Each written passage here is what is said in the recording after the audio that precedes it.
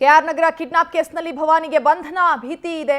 ಹೊಳೆನರಸೀಪುರ ನಿವಾಸದಲ್ಲೂ ಇಲ್ಲ, ಸ್ವಗ್ರಾಮದಲ್ಲೂ ಇಲ್ಲ. ಹಾಗಾದ್ರೆ ಭವಾನಿ ರೇವಣ್ಣ ಎಲ್ಲಿದ್ದಾರೆ?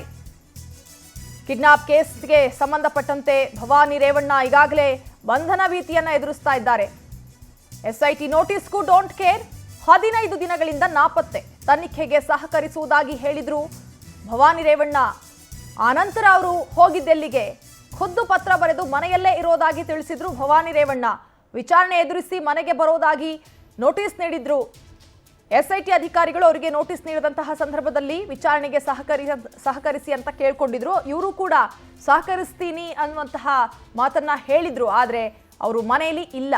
ವಿಚಾರಣೆ ನಡೆಸೋದಕ್ಕೆ ಅಂತ ಎಸ್ಐಟಿ ಅಧಿಕಾರಿಗಳು ಅವರ ನಿವಾಸಕ್ಕೆ ಭೇಟಿ ಕೊಟ್ಟರೆ ಭವಾನಿ ರೇವಣ್ಣ ಅವರ ನಿವಾಸದಲ್ಲೂ ಇಲ್ಲ, ಸ್ವಗ್ರಾಮದಲ್ಲಿ ಇಲ್ಲ. ಹಾಗಾದ್ರೆ ಭವಾನಿ ರೇವಣ್ಣ ಎಲ್ಲಿದ್ದಾರೆ? ಕಳೆದ 15 ದಿನಗಳಿಂದ ಅವರ ಸುಳಿವೇ ಇಲ್ಲ, ನಾಪತ್ತೆಯಾಗಿದ್ದಾರೆ ಭವಾನಿ ರೇವಣ್ಣ.